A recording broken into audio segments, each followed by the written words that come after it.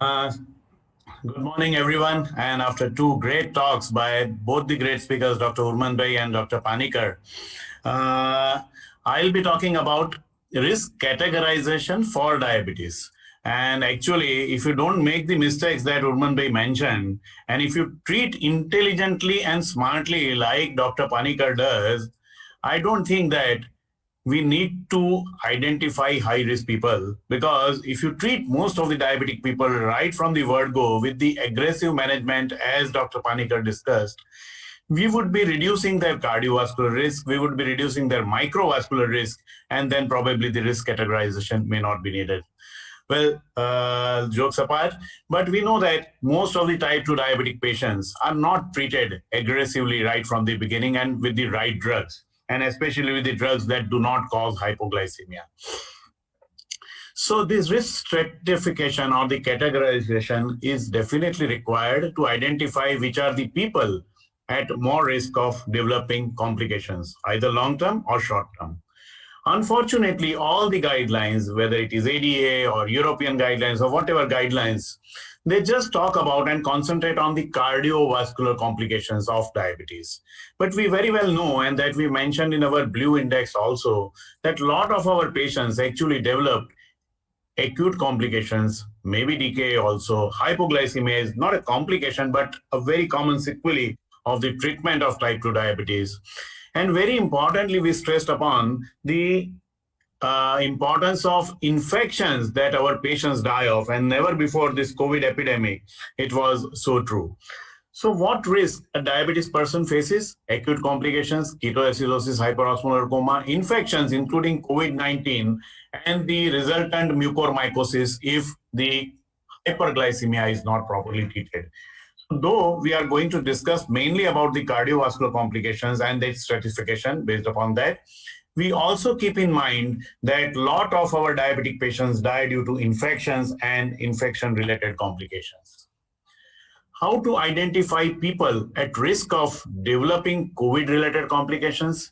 So any of the following: a person with diabetes with HbA1c more than 9, who is overweight, patient on insulin, not because of insulin therapy, but a patient on insulin is likely to have a more aggressive and more severe or long-term disease, and that is why he is at risk, not because of the insulin therapy, but because of the severity of his disease. And patient with associated comorbidities, especially COPD, coronary artery disease, or heart failure, these are the people who are at risk of developing COVID-related severe complications or even death. And that is why we should identify these people, treat them aggressively right from the beginning, and be more vigilant in treating them. Let us talk about the risk assessment for the chronic complications, especially the cardiovascular and then the renal. Know that coronary artery disease is an inevitable risk factors for diabetes. According to Stephen Effner, diabetes today means heart attack tomorrow. Or you may go even further, that clock of coronary artery disease starts ticking even before the clinical onset of diabetes. And we know that CAD is major cause of morbidity and mortality in people with diabetes, and it is associated with huge economic and overall burden to the society. Add to that, Indians develop diabetes also at early age, and coronary artery disease also at a very early age, leading to poorer clinical outcomes compared to the Caucasians. We also have smaller coronary arteries compared to the Caucasians, and that's why the chances of diffuse disease, the chances of more severe disease and symptomatic disease are much more in our Indian patients. And that's why we need a differentiating category from the Caucasians as far as the detection or screening for the coronary artery disease is concerned. We know that the prevalence of diabetes in India is 7 to 11%, and probably it is going to increase after this COVID pandemic, because COVID has also unmasked so many type 2 diabetics, or it may also be directly responsible for causation of diabetes. We don't know. Diabetes is CAD equivalent, and the yearly CVD event in diabetes is 14 to 47 in different studies. The study reported about 21% of the diabetic people are already having coronary artery disease. In our own experience, which we published in International Journal of Diabetes Developing Countries, we found in 2006 that in the clinic coming patients, about 23% males and 21% females are already having coronary artery disease. In spite of so many drugs available now to prevent and treat coronary artery disease, the data has not changed much. The unpublished data of our clinic in 2020 of 11,000 patients which we analyzed, about 27% males and 23% females are having coronary artery disease in one or other form. Now, how we assess the cardiovascular risk? Well, the clinical markers are extremely important, and those include the blood pressure measurement, the presence or absence of xanthelasma, acanthosis, the tendon xanthomas, the carotid bruit, and these clinical markers should always be examined, however great you are in investigating the patients. But if you are missing those important clinical markers, probably you are missing a very important step in early diagnosis of atherosclerosis. The laboratory markers, especially the lipid profile, LDL, non-HDL, triglyceride, and of late, the ApoB and small a and lipoprotein small a are assuming importance.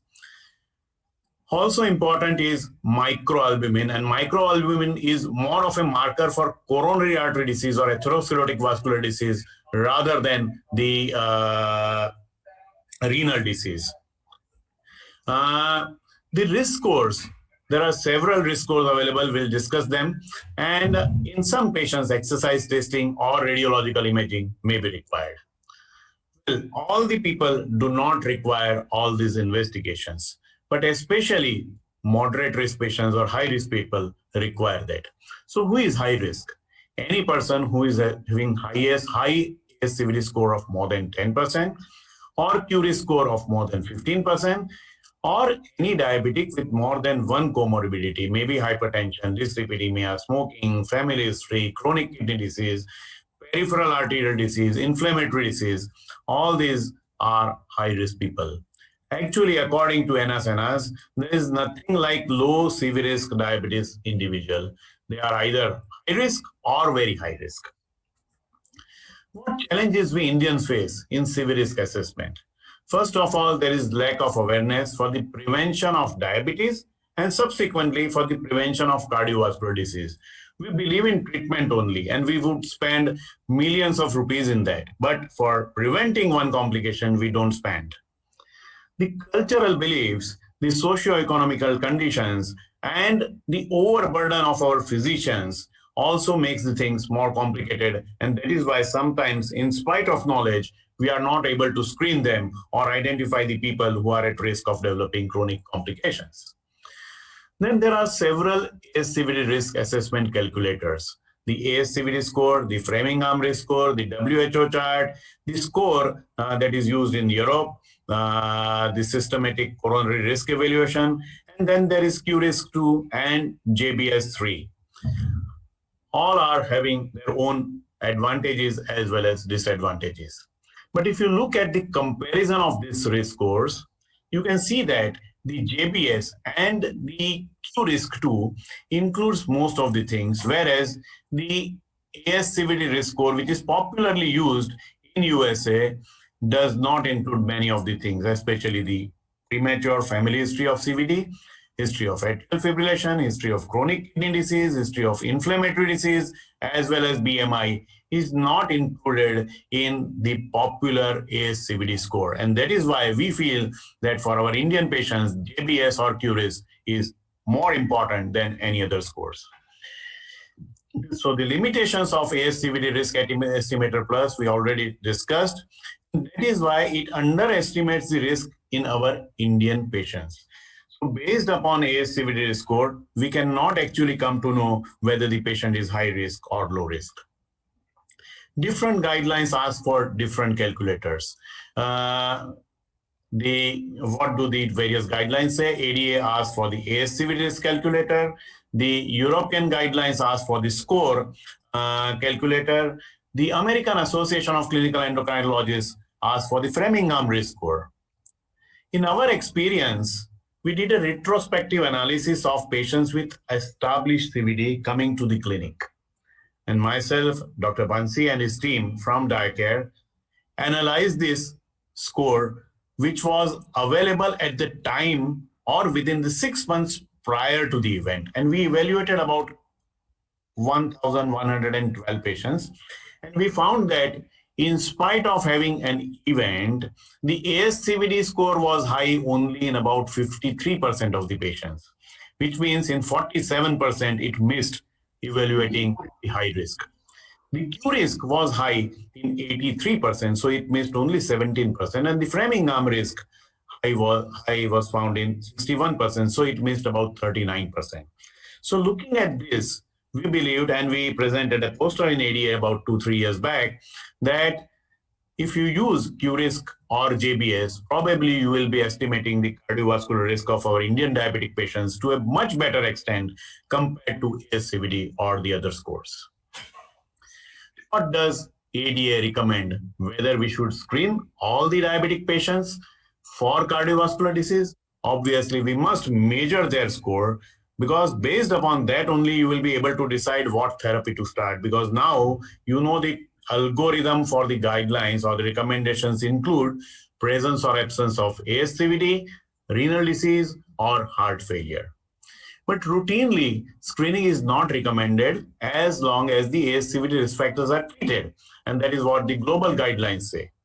They insist that treat or investigate only if there are atypical symptoms or there is evidence of vascular disease, maybe carotid bruit, TIA, stroke, claudication, or ECG changes. Which investigations? Well, from Indian perspective, we find that some of the investigations, because we are high risk, we develop cardiovascular disease also early, and we are asymptomatic because symptoms are often unreported or underreported in our Indian diabetic populations. That is why every diabetic recommend an ECG. Everyone needs an ECG at baseline, almost mandatory for anyone with following, especially age more than 40, diabetes of long duration, and person with evidence of end organ damage. If diabetic is having additional risk factor like hypertension, dyslipidemia, or having any clinical markers of atherosclerosis, ECG must be taken. To cut the long story short, I would say that every diabetic patient at baseline and then at least once in a year should undergo a 12-lead ECG. 2D echo. Well, 2D echo may not be required for everyone, but if there is suspicion of valvular heart disease or for evaluation of LV function, or if patient is having long-standing diabetes, or if he is having typical symptoms like fatigue or breathlessness, then echo is mandatory, not otherwise in every patient. Exercise testing or TMT, it is done only in cases of atypical symptoms these days, or if patient is having non-specific ECG changes, and if you feel that exercise testing is going to be safe. It has a positive predictive value of 85%, negative value of 41%. Or else you can do a pharmacological stress testing or a stress echo. All are having almost equal positive and negative prediction values. And sometimes a nuclear testing may be recommended if exercise testing is not possible.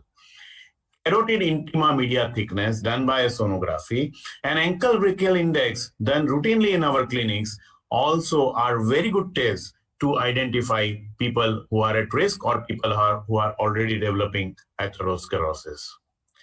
But one more important thing which I like to have a deep dive is coronary artery calcium score. And it is a very, very much underutilized test, though available in most of the urban centers. It is determined by a CT scan, no contrast is required, and it requires very low radiation of less than 1.5 MSV. It has very strong correlation with total atherosclerotic burden, and it is a better predictor than most of the risk engines. And in addition to the risk engines, it would actually complement those risk engines. How do we stratify the risk? If person is having 0 calcium score, which means that there is a very low risk of future coronary events, at least for next 3 or 5 years. If the score is between less than 100, between 1 and 100, then still the risk is low, but you have to be a little bit careful, probably start a statin. If the score is between 100 and 400, then there is a higher risk of future coronary events. Treat them with a statin, aggressive dose, as well as maybe an antiplatelet agent. If the score is more than 400, there is a high probability of myocardial ischemia, but it does not mean that the patient is likely to have a atherosclerotic vascular disease, but yes, the chances are quite high. And these patients should be screened for presence or absence of coronary artery disease. In our experience, we did CSE in about last 3 years in more than 3,000 patients now.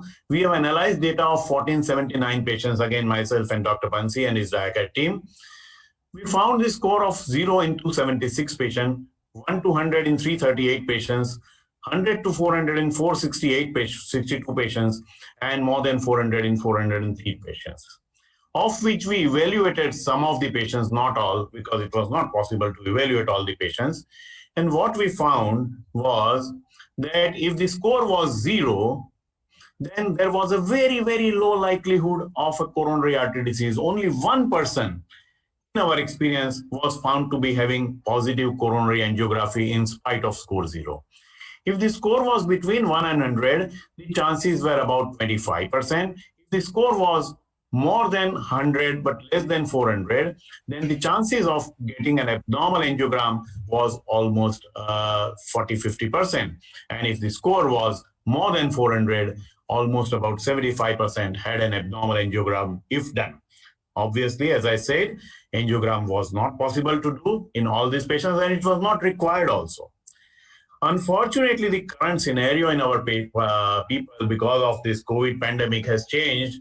And even before COVID pandemic, there were several barriers. The guideline barrier, the risk stratification tools were confusing, and whether to use ASCVD or QRIS was becoming more and more difficult. Then there were physician-related barriers, as Dr. Urman Bhai rightly pointed out in the morning, that we have very little time to do all this. But that should not unnecessarily alter our process of measuring the score and preventing cardiovascular complications. Of course, patient-related, physician-related barriers and the system-related barriers. To overcome this, we have developed a blue index. I'm not going to talk about this today. But whom to screen? Well, a person who is low risk means a young person with new onset diabetes, without hypertension, without dyslipidemia, without obesity or any other comorbidities. Almost less than 10% of our patients belong to this category. So you don't need to screen those people, which constitute less than 10%. Who is intermediate risk? Diabetes more than 5 years, diabetes with any one comorbidity.